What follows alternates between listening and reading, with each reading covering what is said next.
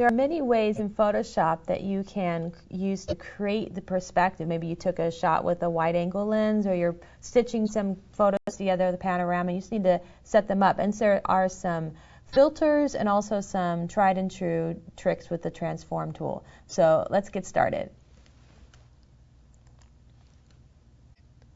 Well, here's an image, and it's pretty good. And actually, you wouldn't have to do too much adjustments, but if you take a closer look, you might notice that the lighthouse looks a little bit slanted, and maybe some of the corners look a little bit slanted. And depending on the camera, you can even have things that are even more bowed. And when you're filters, you have several different tools that you can use to adjust this. You can use your adaptive wide angle, your lens correction, and your vanishing point. Now, the vanishing point would be handy if you wanted to set up a plane. So if you wanted to specify that this is the plane area, and here's another plane, you can see this, and then you were going to paint into some of those areas for some touch-ups that was going to honor the perspective. I'm going to go ahead and cancel that out. The other option here was the lens correction, and with the lens correction, you can actually do a default correction in here and even draw a line, and it will update it, but it's a little bit over the top, wouldn't you say? I'm going to go ahead and undo just by canceling out here and go back to my filter and reopen up lens correction. Now, there are some custom options that you can use. With the custom options, you have a little bit more control. You could do, for example, add a distortion, and you can either move it out a little bit so you can see that kind of leans it out, it stretches it out, or you can bulge it. You move it towards that, you're going to get a more bulge. That could actually be interesting if you're trying to create that fisheye effect or that pinch. And actually in this one, if I just do a little bit of a pinch, it can make a nice difference in there. You can also come down to some options down where it says transform, and you can transform some of the vertical or horizontal perspective.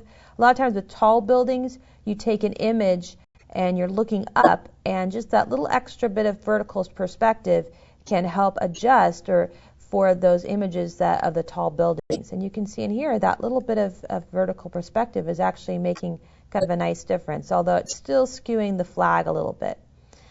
And we could do some things with horizontal. Incidentally, when you're using these pictures, having a little extra wiggle room, as you see here on the side, is helpful, because then it's easier to crop that out. Because the center part, as you're working on it and it gets cleaner and cleaner, the outer areas of the pixels tend to become more distorted.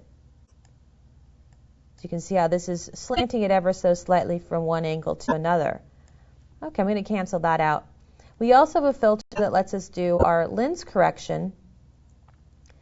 And a lens correction, oh, that's what I just did. We also have a filter that lets us do adaptive wide angle. And this is handy when you take an image with a wide angle, and it's going to make some suggestions for you based on what it recognizes.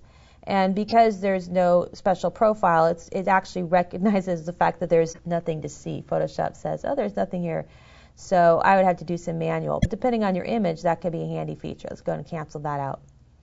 Now, the other option we have is the good old-fashioned transform, or more specifically, the free transform. I'm going to go ahead and make a copy of this and select it. Or actually, I don't even need to select it. I'll just go to Edit, Free Transform. With transform, we can scale things and we can size things. But if you hold down the Control key while you are sizing it, you can actually skew it in the sense that you're changing perspective. And what I'm doing is I'm kind of lining this up to help me see the line, make sure it's horizontal. I'm just holding down the Control key as I'm sizing this, and I can create an effect that gives me a little bit more control than any of those filters did. I could even come in and adjust the bottoms here if I wanted to, but usually what you're really doing is just changing those tops, and just a little bit can go a long way. Press Enter. And then you could always come back into one of your filters, for example, the lens correction filter, coming into custom. And if you want to do a little bit of that vertical perspective to make a change to it, and even a little bit of that remove distortion, you could. And then ultimately you could crop out the pixels because there might just be a little extra. I'm going to use my Alt command when I crop, and that's going to crop from the center, so it allows me to change that whole frame uniformly. And I'll just press Enter. And I had my crop to not delete, so those pixels are still there. They're not destructive, but I can go back and get them. Now, you might want to apply some of these features to a panoramic. So if you had stitched together some photos in a panoramic view, sometimes they're going to bulge together, and you can use some of these different options. For example, if we go into our lens correction, we could use some of the same features. There's some autocorrect features, or we could end up using some same options in here, and it tends to straighten it out a little bit, kind of like that option. I'm going to cancel here. But let's take a closer look at the adaptive wide angle. And with the adaptive wide angle, there's actually a setting for panorama. And so it recognizes it's a panorama, and it can give you some options for adjusting that as well. And looking at the detail.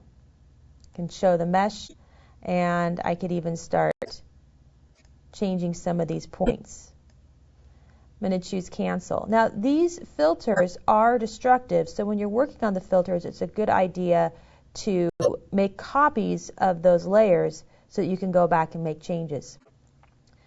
Let's just one more time do our T, our Control T here, and we can hold down the Control key and use that good old-fashioned free transform to kind of skew it and make something that looks nice and uniform here.